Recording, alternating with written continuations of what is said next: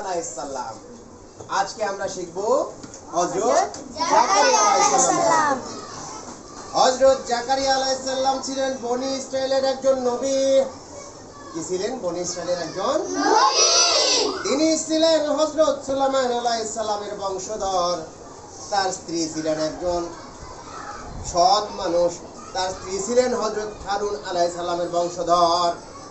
হযরত ঈসা আলাইহিস সালামের মাতা মারিয়ামের অভিভাবক ছিলেন হযরত জাকারিয়া আলাইহিস সালাম। তিনি ইবাদতখানার ইমাম ও মুতাওয়াল্লি ছিলেন। তার বংশে হযরত ইমরান ও তার স্ত্রী হান্না ছিলেন আল্লাহ ভক্ত। কি ভক্ত ছিলেন? হান্না ছিলেন মরিয়মের মাতা। হান্না কি ছিলেন? মরিয়মের মাতা। হযরত জাকারিয়ার কোনো সন্তান ছিল না। কি ছিল না? বৃদ্ধ অবস্থায় সন্তানের আশাও ছিল না। বৃদ্ধ অবস্থায় সন্তানের আশা ছিল কিনা? মরিয়মের কাছে অমৌসুমী ফল দেখে তার মনে আশার সঞ্চার হয়। তিনি আল্লাহর কাছে সন্তান কামনা করেন। আল্লাহ তাআলা তার পুত্র সন্তানের সুসংবাদ দিলেন, যার নাম হবে ইয়াহইয়া। নাম হবে কি? অসময়ে ফল যখন মরিয়মের হাতে দেখলেন, তখন তিনি বললেন যে অসময়ে যদি ফলটা তার হাতে আসে, তাহলে আল্লাহ তাআলা চাইলে তাকেও একটি সুসন্তান দান করতে পারেন। তাই তিনি আল্লাহর কাছে কি করলেন? দোয়া করলেন। আল্লাহ তাকে সুসংবাদ দিলেন, ও আমার নবী, শোনো আমার কথা, শোনো, তোমাকে আমি একটা পুত্র সন্তানের সুসংবাদ দিলাম। কি দিলাম? পুত্র সন্তান।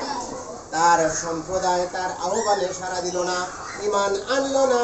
তারা নবীর সাথে শত্রুতা শুরু করলো। কি শুরু করলো? তারা হত্যা করার ষড়যন্ত্র করতে লাগলো। কাকে হত্যা করার ষড়যন্ত্র করতে লাগলো? নবীকে। কাকে? নবীকে। তিনি একটি গাছের কোটরে আশ্রয় নিলেন। একটা গাছের কোটরের মধ্যে তিনি কি করলেন? আশ্রয় নিলেন। ইহুদিরা তাকে গাছ সহ দ্বিখণ্ডিত করে ফেললো।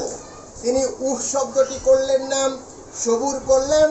আমরা তার জীবন থেকে ধৈর্যের শিক্ষা গ্রহণ করব। কি শিক্ষা গ্রহণ করব?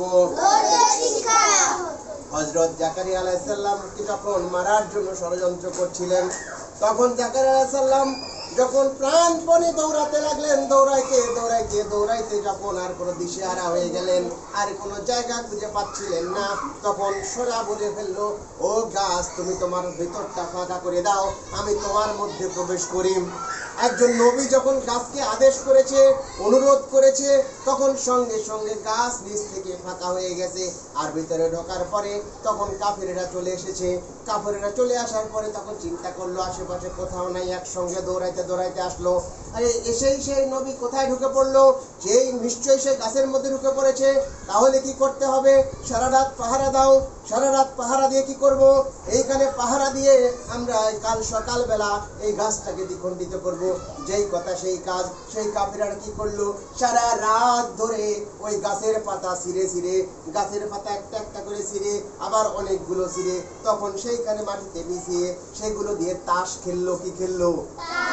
এই যে এখন তাস খেলে না অনেক শয়তানেরা। কি শয়তানের শয়তান!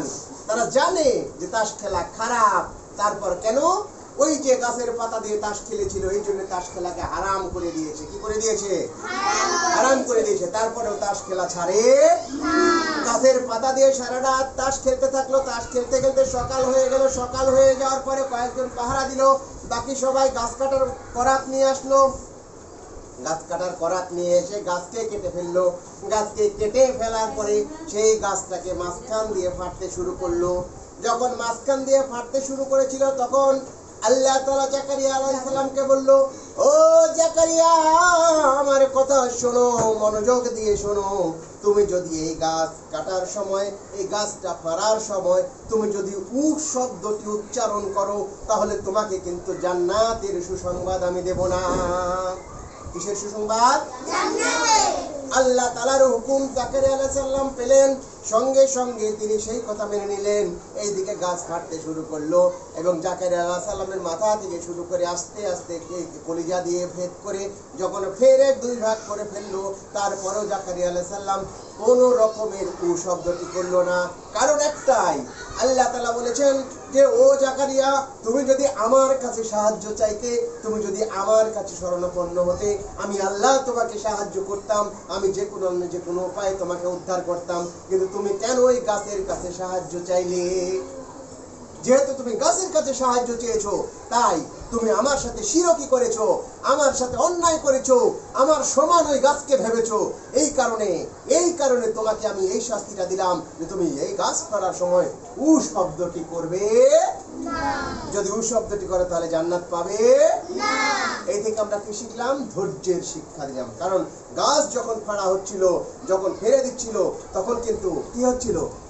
কান্নাকাটি করার কথা না, চিৎকার করার কথা না, কিন্তু আল্লাহর আদেশ পালন করার জন্য তিনি উ শব্দটি করলেন না, যার কারণেই তিনি নবী। বুঝেছো?